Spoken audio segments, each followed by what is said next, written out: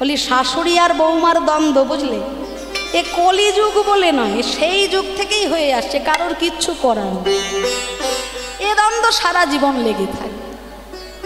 তা শাশুড়ি আর বৌমাদের কাছে আমার করজোড়ে নিবেদন, শাশুড়িদেরও বলবো, মায়েরা, যে মেয়েটা তার ঘর বাড়ি পিতা মাতা এমনকি গোত্রটাও পরিবর্তন করে আপনার বাড়ির মেয়ে হয়ে আসছে, তাকে বৌমা রূপে নয় মেয়ে রূপে ভালোবাসতে শেখো, দেখবে সংসার সুখের হবে। ছোটোখাটো ঝগড়া অশান্তি সব জায়গাতেই হয়, হ্যাঁ, তা ঘরের ছোট ছোট অশান্তিগুলো মেয়ের সঙ্গে ফোনে ফোনে না বলে ওই বৌমাটাকে যেদিন নিজের মেয়ে ভাবতে পারবো আমরা, সেদিন শাশুড়ি বৌমার দ্বন্দ্ব, মায়েরা চরম গালাগালি দিচ্ছে আমাকে, আমি কিচ্ছু বলবো না বাবা, না না, মায়েরা আমাকে মনে মনে কি সব বলছে। শোনো মায়েরা, এক লাঠিতে কখনো বাজে না, শাশুড়িদের নয় শুধু বৌমাদের উদ্দেশ্যেও জানাবো যে আমরা নিজেদের বাড়িতে যখন থাকতাম নিজের মায়ের সঙ্গেও তো ঝগড়া অশান্তি কথা কাটাকাটি হয়, এটা তো নতুন কিছু নয়। নিজের মায়ের সঙ্গে কথা কাটাকাটি লাগলে মায়ের কাছে এসে আমরা ক্ষমা চেয়ে নিই, কিন্তু শাশুড়ির সঙ্গে দ্বন্দ্ব লাগলে সেটা ফোনে ফোনে যখন মায়ের সঙ্গে বলবো, দ্বন্দ্বটা আরও বেড়ে বিশাল হবে, কখনো কমবে না। তাই প্রত্যেকটা বৌমার কাছেই নিবেদন যে তোমরা শ্বশুর বাড়িতে এসে শাশুড়িটাকে যেদিন শাশুড়ি রূপে নয় মা বলে যেদিন কাছে টেনে নিতে পারবে, দেখবে তোমাদের সংসারে কোনো দিন ঝগড়া অশান্তি হবে। তাই শাশুড়ি বউয়ের দ্বন্দ্ব প্রত্যেক যুগে যুগেই আছে। তাই জটিলা বলে বৌমার স্বভাব ভালো নয়, পথে যেতে যেতে একবার এদিক চায় আর একবার ওদিক চায়। রাধারানী আমার জটিলার চরণ ধরে বলছে, মা গো, আজকে যদি পথে যেতে আমায় অনুমতি দাও, আমি এদিক ওদিক চাইব না মা, কেবল একই পানে আমি চাই। জটিলা বুঝলো একই পানে মানে পথের পানেই চাইবে, কিন্তু রাধারানী বলতে চাইলেন, যার জন্য ঘরের বাইরে বেরোনো, তার দেখাই যদি আমি পেয়ে যাই, এদিক ওদিক তাকিয়ে কি হবে, শুধু তার চরণ পানে আমি তাকিয়ে। তাই সকলকে সঙ্গে নিয়ে রাধারানী শাশুড়ির চরণে প্রণাম জানিয়ে দধি দুগ্ধ ঘৃত ঘোলের পসরা সাজিয়ে নিয়ে চলেছেন আজকে অভিসারের দিকে। কেমনভাবে সখীগণ সঙ্গে নিয়ে রাধারানী চলেছেন। সময় অভিসারে চল বিনোদিনী রাধা, সময় অভিসারে চলে বিনোদিনী রাধা, সময় অভিসারে চলে বিনোদিনী রাধা, সময় অভিসারে চলে বিনোদিনী রাধা, সময় অভিসারে চলে বিনোদিনী রাধা। নীল বসনে মুখ চাপিয়াছে আধা, থাকিয়াছে যাধা, নীল বসন মুখ চাপিয়াছে আধা, সময় অভিসারে চলে বিনোদিনী রাধা। হরি বল, হরি বল। চলে বিনোদিনী রাধা, সময় অভিসারে চলে বিনোদিনী রাধা। ও বড়িমা, বড়িমা, আজ বুঝি আমাদের আর মথুরার হাটে যাওয়া হবে না। কেন যাওয়া হবে না জানো? ওগো কি হেরিয়ে বড়াই কদম্বের মনে, কদম্বের মনে, আবার তদিত জড়িত জইছে নব জলধর। নব জলধরে। বড়িমা, যমুনার তীরে মেঘের উদয় হয়েছে, আমাদের বুঝি আর মথুরার হাটে যাওয়া হবে না। বুড়িমা বলছে, রাধে গো, আকাশে যদি মেঘ হয় তাহলে তো বৃষ্টি হবে, মেঘ দেখছি কিন্তু বৃষ্টি তো দেখছি না। রাধারানী আমার কেঁদে বলে, বড়িমা গো, তোমার তো বয়স হয়েছে, তুমি হয়তো ভালো করে দেখতে পাও না, দেখতে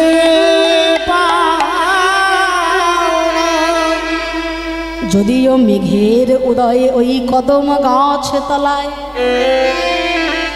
তার বর্ষণ কোথায় জানো মা, একবার আমার দিকে চাই দেখো, তার বর্ষণ আমার নয়ন পথে, দর্শন আমার নয়ন পথে,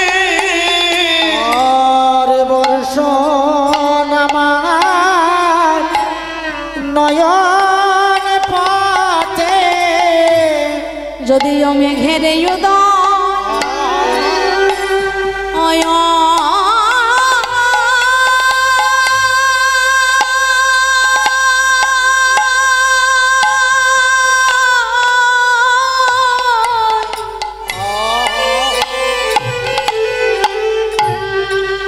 বডি মাগো মেঘের উদয় কদম তলাতে,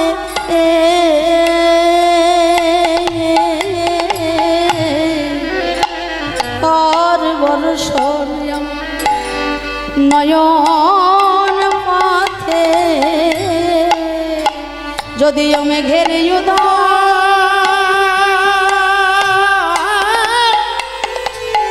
ওই কদম তলাতে, আর বর্ষণ আমার নয়ন পথে, হরিবল হরিবল। মেঘের নয় কদম তলায়, কিন্তু তার বর্ষণ রাধারানীর নয়ন পথে। ভক্তের হৃদয় আকাশে উদয় করি, নয়নের পথে বহায় বাড়ি, ভালো করে চেয়ে দেখো। পরিমাই বলছে রাধে গো, আকাশে যদি মেঘ হয়, বৃষ্টি হয়, তাহলে তো রামধনু দেখা যায়। ওই এখানে তো আমরা রামধনু দেখতে পাচ্ছি। হরি বল মাগো, জীবনে ভক্তি হলো প্রধান বস্তু। ভক্তি ছাড়া, অনুরাগ ছাড়া কোনোদিন সেই পুণ্যধন পাওয়া যায় না। যেমন মনে করুন, এক হলো একটা সংখ্যা, একটা সংখ্যা, তার পাশে যদি আপনি একটা শূন্য বসিয়ে দেন কত হবে? তার পাশে আরো একটা শূন্য দিলে, আরো একটা শূন্য দিলে, আরো একটা শূন্য দিলে, দেখুন একের পাশে যত শূন্য বসাচ্ছেন, সংখ্যার ভ্যালুয়েশন, সংখ্যার মান তত বেড়ে যাচ্ছে। কিন্তু সামনে থেকে কোনো একটা সময় যদি একটাকে আপনারা সরিয়ে নেন, পরপর এতগুলো শূন্য বসেছে, তার আর কোনো মূল্য থাকে? তাই এক হলো আমাদের জীবনে ভক্তির সমান। এই নরজীবনে ভক্তিরূপী এক হলো সবার আগে। এই যে এত আড়ম্বর, এত সুন্দর ব্যবস্থা, এত কীর্তনিয়া, এত দল, এত মন্দির, এত বিগ্রহ, সব কিছুর মূলে হলো ভক্তি। যেখানে ভক্তি আছে সেখানে বিগ্রহে আপনি প্রাণ, যেখানে ভক্তি নাই ভগবানও সেখানে নাই। এই ভক্তিরূপী এককে বজায় রেখে, আশ্রয় করে, আড়ম্বররূপী শূন্য আমরা যত বাড়াবো গোবিন্দ তত খুশি হবেন। কিন্তু সামনে থেকে ভক্তিরূপী এক যদি সরে যায়, मीरा कहे बिना प्रेम से नहीं मिले नंद लाला। তাই রাধারানী বলছে, বড়িমা যদিও মেঘের নয় ওই কদম গাছ তলায়, কিন্তু তার বর্ষণ অভাগিনী রাধার নয়নের পথে। বড়িমাই বলছে, রাধে আকাশে মেঘ হলে, বৃষ্টি হলে রামধনু দেখা যায়, তা কই এখানে তো আমরা রামধনু দেখতে পাচ্ছি না। রাধারানী বলছে, বড়িমা তুমি দেখতে পাচ্ছ না? ওই দেখো, তাহার পরে কিবা নব ইন্দ্রধনু, তাহার পরে কিবা নব ইন্দ্রধনু, তাহার উপরে কিবা নব ইন্দ্রধনু, বড়াই বলে চেনো না নন্দের বালা কানো, বড়াই বলে চেনো না গো নন্দের বালকানু। ওই বড়াই বলে চেনো না গো নন্দের বালকানু। আমি বড়াই বলে চেনে না গো নন্দের বালকানু। ভালো করে বুঝে দেখুন রাধারানী কি বলছেন। তাহারও উপরে কিবা নবইন্দ্র ধনু, কৃষ্ণের চূড়াতে যে ময়ূরের পালক আছে, ময়ূরের পালকের 7টি রং দেখিয়ে দিলেন রাধারানী। ওই তো রামধনু, দেখো মা ওই তো রামধনু। এগো মায়েরা, কৃষ্ণের মাথায় যে ময়ূরের পালক, কৃষ্ণের বিগ্রহে সাজসজ্জায় অন্য কিছু থাক বা না থাক, মাথায় ময়ূরের পালক কিন্তু সব কটি বিগ্রহে আপনারা দেখতে পাবেন। তাই ময়ূরের পালকটি এলো কোথা থেকে? যখন কৃষ্ণচন্দ্র আমার গোলক বৃন্দাবনে একদিন বিরজার কুঞ্জে গিয়েছিল। কৃষ্ণচন্দ্র গোলক বৃন্দাবনে বৃহৎ কৃষ্ণ লীলা সারাবলিতে এই অংশটা পাওয়া যায়। তো বিরজার কুঞ্জে যখন গোবিন্দ আমার গিয়েছেন, শ্রীমতী রাধারানী গোবিন্দকে না পেয়ে চঞ্চলা হয়ে ধ্যানে বসলেন। ধ্যান যোগে রাধারানী চমকে গেলেন, কি আমার প্রাণবধূ ওই বিরজার কুঞ্জে গিয়েছে। ছুটতে ছুটতে রাধারানী যাচ্ছেন বিরজার কুঞ্জে। অন্তর্যামী গোবিন্দ অন্তরে বুঝলেন যে আমার রাধারানী আসছে। বিরজা, আমার প্রেমময়ী যদি তোমার কুঞ্জে আমায় দেখতে পায়, তোমারও বিপদ আর আমারও বিপদ। যত বড় নেতা মন্ত্রী ব্যারিস্টারই হও না কেন বাবা, ওই জায়গায় কিন্তু সবাই ভয় পায়। হ্যাঁ, তাহলে যিনি কৃষ্ণ ভগবান, ঐশ্বর্যপূর্ণ ভগবান, তিনি আজকে রাধারানীর ভয়ে ভীত হয়ে গেলেন। বিরজা, আমার রাধারানী আসছে, এখন একটা কাজ করো, তুমি নদীর রূপ ধারণ করো। বিরজা তখন নদী হয়ে গেল, আর আমার শ্রী গোবিন্দ একটা কালো সাপ হয়েছে। কালো সাপ হয়ে নদীরূপী বিরজার বুকের ওপর গোবিন্দ আমার আজ হেলে দুলে চলে যায়। হেলে দুলে চলে যায়, বলে হেলে দুলে চলে যায়, হেলে দুলে চলে যায়, হেলে দুলে চলে যায়। সর্প হয়ে শ্রী গোবিন্দ হেলে দুলে চলে যায়। সর্প হয়ে শ্রী গোবিন্দ হেলে দুলে চলে যায়। সর্প হয়ে শ্রী গোবিন্দ হেলে দুলে চলে যায়। সর্প হয়ে শ্রী গোবিন্দ হেলে দুলে চলে যায়। এগো মায়েরা, কটা বাজে বলো তো? 12টা বেজে গেছে না? মায়েদের মুখের দিকে তাকিয়ে মনে হচ্ছে আর কি। তা হ্যাঁ গো, মাঝে মাঝে একটু উলুধ্বনি হরিধ্বনি করতে হবে, বুঝলে? হ্যাঁ, তাহলে দুটো লাভ হবে। একেতে তোমাদের একটু পুণ্য সঞ্চয়ও হবে, হ্যাঁ, আর তোমার পাশে বসে যে ঘুমিয়ে উল্টে পড়ে যাচ্ছে, তোমার উলুধ্বনির শব্দে তারও ঘুমটা ভেঙে যাবে, বুঝলে? তাই মাঝে মাঝে নিতাই গৌর প্রেমানন্দে হরি হরি হরি বল, হরি বল। বাহ, এই তো বলিহারি বলিহারি। তাহলে আজকে রাধারানীর ভয়ে ভীত হয়ে গোবিন্দ আমার একটা কালো সাপ হয়ে ওই বিরজার বুকের ওপর সাঁতার কেটে যাচ্ছে। কিন্তু রাধারানী বিরজার কুঞ্জে এসে দেখে, হায় হায়, এখানে তো বিরজাও নাই আর আমার গোবিন্দও নাই, তাহলে এরা গেল কোথায়? আমার সঙ্গে চলো না, হ্যাঁ, দেখি কোথায় গেল দেখি। আবার ধ্যান যোগে রাধারানী বুঝলেন, ও প্রাণবধূ, আমাকে ফাঁকি দেওয়ার জন্য তুমি সাপ হয়েছ। তুমি জানো না, কৃষ্ণ নাম হরিনাম বড়ই মধুর, কৃষ্ণ ভজে যে জন সে বড় চতুর। তাহলে তুমি যখন সাপ হয়েছ, আমি হব সাপের শত্রু ময়ূর। আর রাধারানী ময়ূরের রূপ ধারণ করে যেখানে আমার গোবিন্দ সাপ হয়ে হেলে দুলে বেড়াচ্ছে, ময়ূরের রূপ ধারণ করে সেখানে সেখানে শ্রীমতী রাধারানী উড়ে উড়ে চলে যায়। উড়ে উড়ে চলে যায়, উড়ে উড়ে চলে যায়, উড়ে উড়ে চলে যায়, উড়ে উড়ে চলে যায়। ময়ূর হয়ে রাধারানী উড়ে উড়ে চলে যায়। আজ ময়ূর হয়ে রাধারানী উড়ে উড়ে চলে যায়। ময়ূর হয়ে রাধারানী উড়ে উড়ে চলে যায়, আজ ময়ূর হয়ে রাধারানী উড়ে উড়ে চলে যায়। ময়ূরের রূপ ধারণ করে রাধারানী ময়ূরী হয়ে শ্রী গোবিন্দকে রাধারানী আমার ব্যথা দিয়ে আঘাত করছেন। চঞ্চপুটে যেই না আঘাত করেছেন, অমনি শ্রী গোবিন্দ আমার নিজ মূর্তি ধারণ করেছেন। শান্ত হও প্রিয়ে, তোমায় ফাঁকি দেবার জন্য আমি সাপ হয়েছি, আর তুমি কিনা হয়েছ সাপের শত্রু ময়ূর।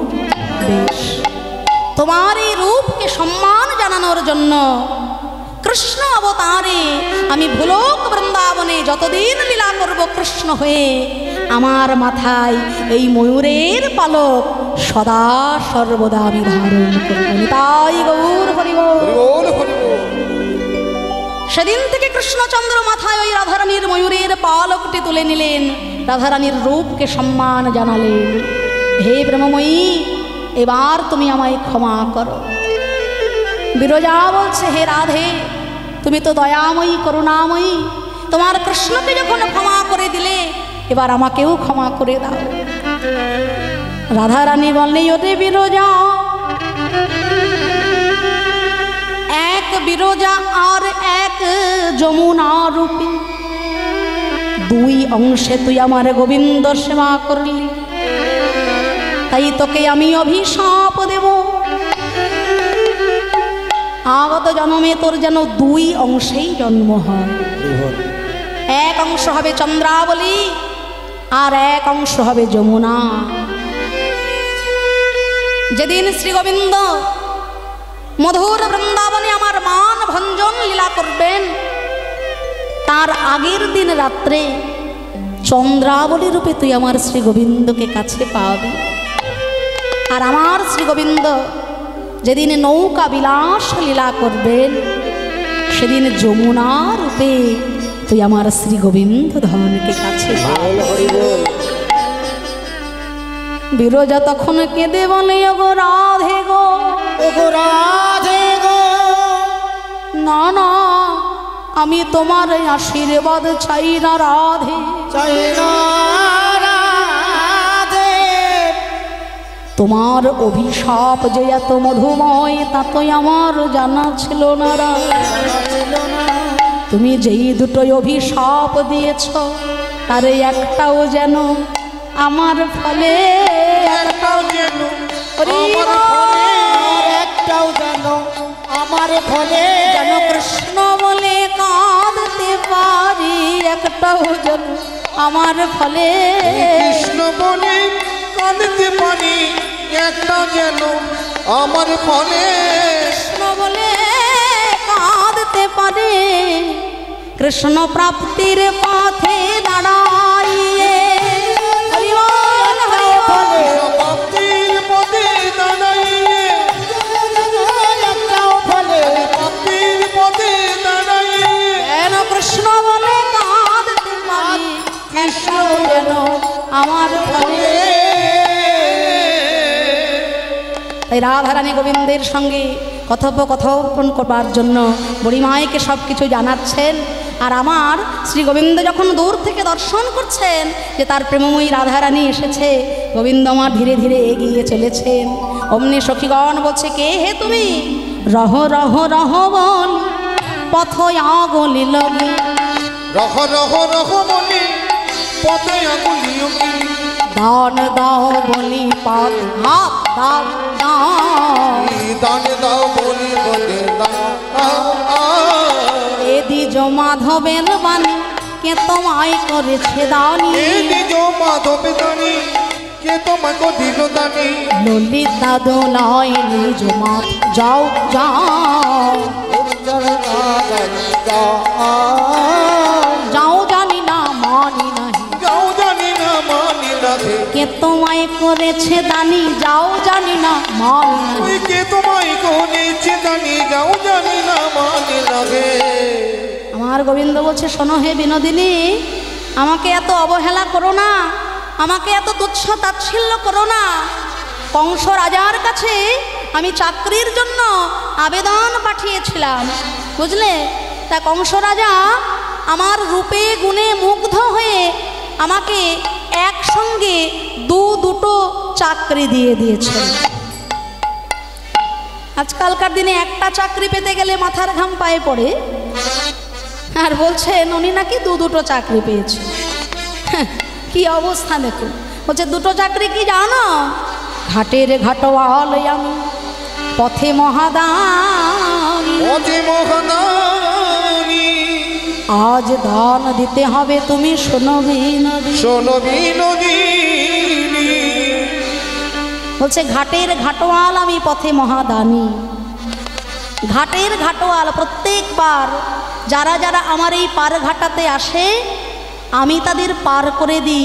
এটা আমার জন্ম জন্মান্তরের কাজ। তবে হ্যাঁ, ফেলো করি মাখো তেল, বিনে পয়সায় আমি কাউকে কোনো দিনও পার করি। যারা আমার নৌকায় উঠতে গেলে 16 আনা করি দেয় তাকেই আমি সম্পূর্ণরূপে পার করি। যারা যারা 4 আনা করি দেয় তাদেরও আমি নৌকায় তুলি, কিছু দূর নিয়ে যাওয়ার পরেই তাদেরকে নৌকা ডুবি করি। যারা যারা 8 আনা দেবে তাদেরও নৌকায় তুলি, তাদেরকে মধ্যসাগরে নিয়ে যাওয়ার পর নৌকা ডুবিয়ে। যারা 12 আনা করি দেয় তাদেরও নৌকায় তুলি, মধ্যসাগর পার করার পরে আরও কিছুটা গিয়ে, মানে যাকে বলে তীরে এসে তরি ডুবল, সেইভাবে তাদেরও ডুবিয়ে দিই। আর জ্বালা 16 আনা করে দিতে পারি, হ্যাঁ গোবিন্দ তোমার হলাম বলে, যারা আমায় 16 আনা করি দিতে পারি, দিতে পারিবে, তাদের আমি সম্পূর্ণরূপে ভবসাগর পার করে দিই। হরিবল হরিবল মায়েরা, এই যে হরিবাস, যারা যারা অল্প কিছুক্ষণ কীর্তন শুনে চলে যাবে তাদের 4 আনা করি সঞ্চয় হবে। যারা অর্ধেক কীর্তন শুনে উঠে চলে যাবে তাদের 8 আনা করি সঞ্চয় হলো। যারা 12 আনা কীর্তন শুনে চলে যাবে তাদের 12 আনা করে সঞ্চয় হবে। আর আপনাদের মতো রসগ্রাহী শ্রোতা যারা সংসারের সব কাজ কর্ম সব কিছু উপেক্ষা করে, প্রত্যেকের বাড়িতে দামি দামি খাট আছে, খাটের ওপর ফ্যান ঘুরছে, কিন্তু সর্বসুখ জলাঞ্জলি দিয়ে চটের ওপর মাটির ওপর সারা রাত ব্যাপী আপনারা হরিনাম সংকীর্তনে মনোনিবেশ করেছেন, এটা অল্প ভাগ্যের বিষয় নয়। বহু জন্মের থাকলে ভাগ্য, তবে বিষয় ছেড়ে হয় বৈরাগ্য। একটা গাছে হাজার হাজার ফুল ফোটে, কিন্তু সব ফুল কি আমার গোবিন্দ চরণ পায়? পায় না। কিছু ফুল গাছে থাকা অবস্থায় শুকিয়ে যায়, ঝরে পড়ে যায়। কিছু ফুল তুলে নিয়ে আমরা জাগতিক কাজে সাংসারিক কাজে ব্যবহার করি। আবার কিছু ফুল মালি তুলে নিয়ে যখন বাজারে বিক্রয় করে দেয়, যদি কোনো অকিঞ্চন ভক্ত অকিঞ্চন বৈষ্ণব অর্থের বিনিময়ে ওই ফুলটা তুলে নেয়, ফুলটা কিনে নেওয়ার পরেও শান্তি হয় না।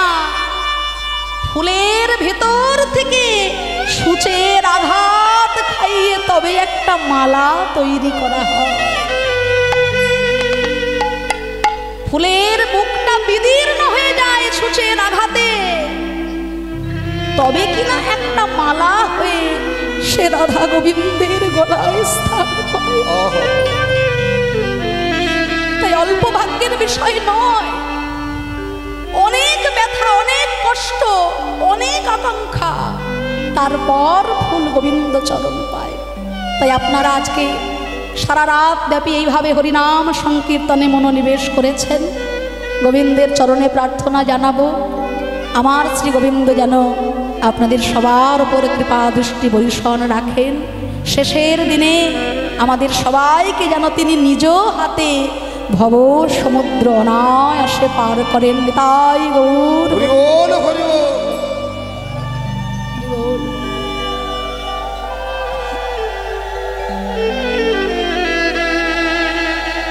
হরিবল হরিবল। তাই তাই আমার গোবিন্দ বলছে, যুগে যুগে পার ঘাটায় দাঁড়িয়ে থেকে পার করা হলো আমার কাজ। আমি প্রত্যেক যুগে যুগে পার করি। ঘাটের ঘাটওয়াল আমি, পথে মহাদানী, আজ দান দিতে হবে, শোনো বিনোদিনী। রাধারানী বলছে, শোনো শোনো, তুমি যে আমার কাছে দান চাইছ, বলো বলো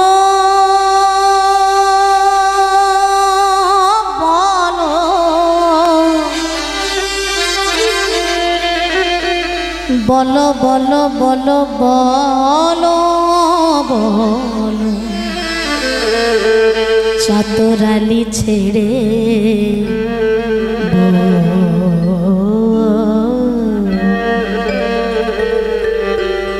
বলো কোন করে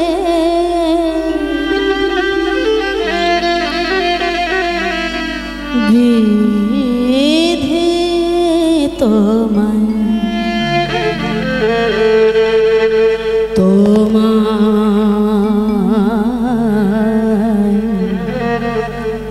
দানি করেছে।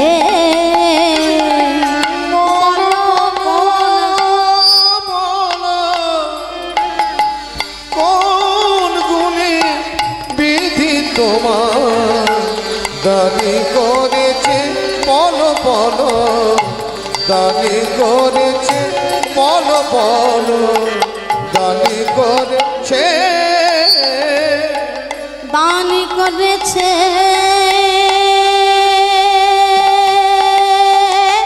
দানি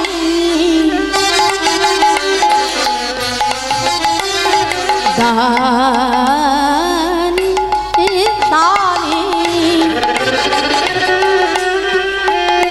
তোমায় দানি দানি করেছে, দানি করেছে, দানি করেছে, দানি করেছে, ঘটে ঘাটওয়ালি দিয়েছে, দানি করেছে, বলো কোন গুণে বিধি তোমার দানি করেছে, বলো বলো, দানি করেছে,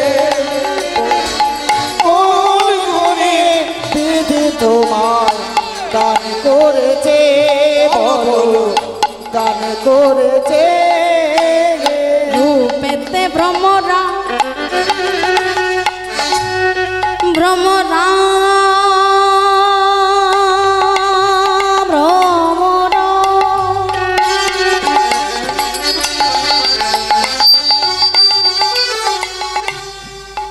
বাতাসে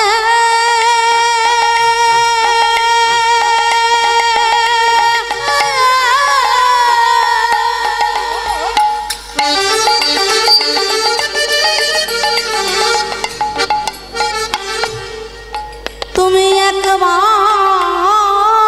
বুঝি মুকুরে তোমার মুখখানি দেখো না,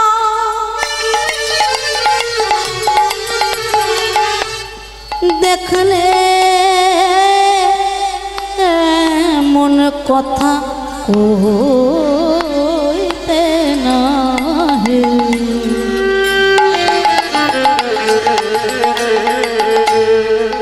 মুকুরে তোমার মুখখানি দেখো, তুমি রূপেতে ভোমরা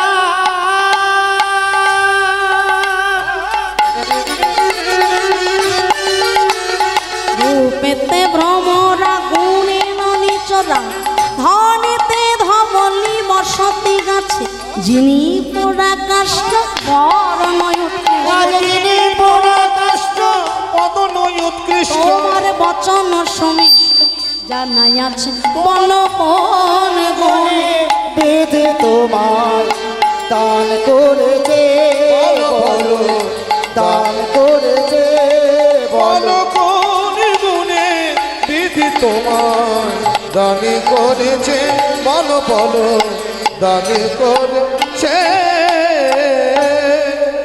বলো বলো, তোমায় দানি করেছে। কি গুণ আছে তোমার? রূপে কালো ভ্রমরের মতো। আর গুণ বলতে কি? ননিচোরা। ছোটবেলা থেকে শিশুকাল হতে এর বাড়ি ননি চুরি, ওর বাড়ি মাখন চুরি, শেষে কিনা ব্রজগোপীদের বসন চুরি। তা এই চুরি করা হচ্ছে তোমার গুণ।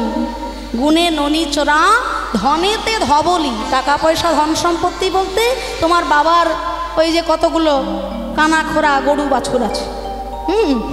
ধনেতে ধবলি, বসতি গাছে। থাকো কোথায়? কদম গাছ। যিনি পুরাকাষ্ঠ বরণ উৎকৃষ্ট, বচন সুমিষ্ট জানা আছে। তুমি দুষ্ট লোক, সেই জন্য তোমার মিষ্টি মিষ্টি বচনে তুমি আমাদেরকে ভুলাচ্ছ, তাই তো? কথায় আছে না, দুষ্ট লোকের মিষ্টি কথা ঘনিয়ে আসে কাছে, কথা দিয়ে কথা নেয়, প্রাণ যায় পাছে। মিষ্টি মিষ্টি কথা বলে যেমন মা কৈকেয়ীর মনটাকে বিষাক্ত করে দিয়েছিল কে? মন্থরা। দুষ্ট লোক যারা হয় তারা মিষ্টি মিষ্টি কথা বলে মন ভোলাতে জানে। হ্যাঁ, তাই তুমি দুষ্ট, সেই জন্য তোমার মিষ্টি মিষ্টি বচনে আমাদেরকে ভোলাচ্ছ শ্যাম। ওই কথাই আমরা ভুলব না। এত বাক্যবাণে জর্জরিত করছেন শ্রী গোবিন্দকে। আমার গোবিন্দ মনে মনে কষ্ট পাচ্ছেন, আর ব্রজগোপীগণের দিকে উদ্দেশ্য করে, শ্রীমতী রাধারানীকে উদ্দেশ্য করে বলছে যে শোনো বিনোদিনী, আমাকে তুমি কালো বলে অবহেলা করছো। হ্যাঁ, আমি গোয়ালা, আমি কালো, ননি চুরি করি, মাখন চুরি করি, আমায় তুমি এইভাবে বাক্যবাণে জর্জরিত করো না রাই। রাধারানী যে এত ভৎসনা করছেন, আমার গোবিন্দ অন্তরে কিন্তু আনন্দ পাচ্ছেন। কেন? শাস্ত্র বলছে, প্রিয়া যদি মান করি করো এ ভৎসন, বেদস্তুতি হতে সে হরে মোর মন। রাধারানী যদি রাগ করে আমাকে দুটো কটু কথা বলে, ভৎসনা করে, সারাদিন ধরে একজন বেদ পাঠ করলে আমার যতটা আনন্দ হয় তার থেকে অধিক আনন্দ হয় আমার রাধারানী যদি ভালোবেসে আমাকে ভৎসনা করে। শাস্ত্র বলছে, প্রিয়া যদি মান করে করো এ ভৎসন, বেদস্তুতি হতে সে হরে মোর মন। তাই গোবিন্দ মনে মনে বড় আনন্দ পাচ্ছেন রাধারানীর ওই বাক্যবাণে।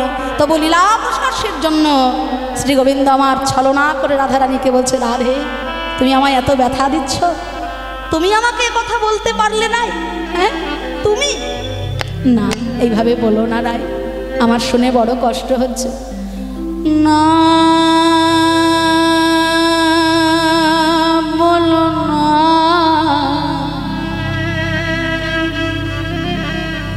বলো না, বলো না,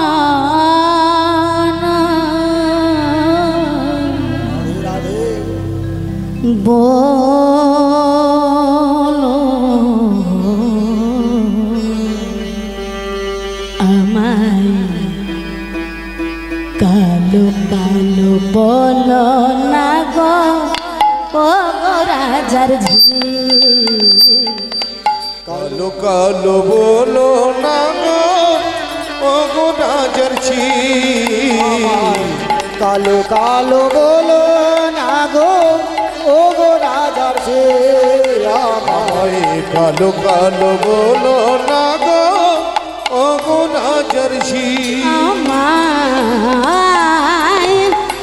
বিধাতা করেছে কালো, বিধাতা করেছে কালো, আমায় বিধাতা করেছে কালো, বিধাতা করেছে কালো। আমি করব কে বলো, আমি করব কে? আমায় কালো কালো বলো না গো, ও গো রাজার ঝি। কালো কালো বলো না গো, ও গো রাজার ঝি। আমায় কালো কালো বলো না গো, ও গো রাজার ঝি। কালো সে যমুনার জল, কে না বলো খায়, কে না বলো খায়।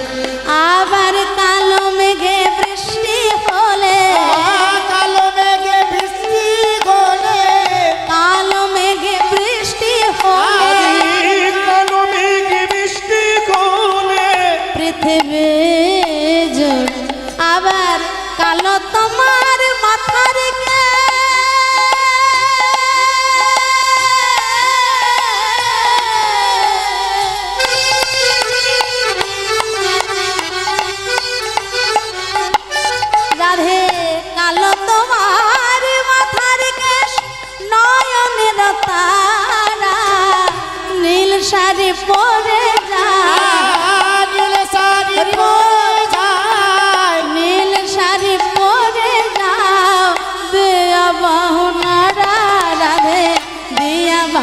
নারায়ণ। কালো কালো হরি বল, বলো হরি না গো ও গো রাজার ছি কালো কালো বলো না গো ও গো রাজা সে আরে কালো কালো বলো না গো ও গো রাজার ছি প্যারি, গুণ যদি নাহি থাকে রূপে কিবা করি, রূপে কিবা করে রাধে গো সোনার বরণ সোনের ফুল, কানে কিবা পরে। কানে কিবা করে এইভাবে আমাকে বাক্যবাণে তুমি জর্জরিত করো না রাই। এত কষ্ট করে এত সুন্দর করে সেজে গুজে এসেছ, আমার সঙ্গে দুটো সুখ দুঃখের কথা বলো, আমার কাছে বসো রাই। হ্যাঁ, আমার সঙ্গে দুটো মনের কথা বলো। এই বলে শ্রী গোবিন্দ আমার যেই না রাধারানীকে স্পর্শ করতে যাচ্ছেন, অমনি শ্রীমতী রাধারানী বলছে, শোনো বধূ, ও কাজ করো না, ছেঁচে ছুঁয়ো না, ছেঁচে ছুঁয়ো না, ছিচি ছুঁয়ো না ছুঁয়ো না, ছুঁয়ো না, না না ছুঁয়ো না না না ছুঁয়ো না ছুঁয়ো না, ছুঁয়ো না, নীলাজ করাই ছুঁয়ো না মেলা যে কানায় হলাম আমরা পরের নারী, আমরা পরের নারী পরপুরুষের পবন পরশে, পুরুষের পবন পরশে সচিলে স্নান করি হে কানাই ছুঁয়ো না, হাট হাট যা কানাই ছুঁয়ো না, হাট হাট যা কানাই ছুঁয়ো না। সে কি কথা, আমি তোমায় ছুঁতে পারবো না রাই? যার জন্য এত লীলা, যার জন্য এত ছলনা, সেই বিনোদিনীকে আমি স্পর্শ করতে পারবো না? সখীগণ বলছে, অবশ্যই পারবে। রাধারানীকে স্পর্শ করতে গেলে যে সমস্ত যোগ্যতার প্রয়োজন, যে সমস্ত গুণাবলীর প্রয়োজন, সেই গুণাবলী কি তোমার আছে কানাই? হ্যাঁ, নাই, না। রায়ঙ্গ স্পর্শ করতে গেলে যা গুণাবলীর প্রয়োজন, যা যোগ্যতার প্রয়োজন, সেই যোগ্যতা তোমার আছে কি না একবার ভেবে দেখো তো শ্যাম। গিরি যদি গৌরিয়া রাধা পান কর কনক ধূমে, গিরি গিয়া যদি গনিয়ানা পাল করু করু তুমি আবার কাম সাগরে কামনা কর বেনি বদরিকা শ্রমে, বদরি কসমে সুরজয় পরাগে সহস্র সুন্দরী, ব্রাহ্মণে কর সাত,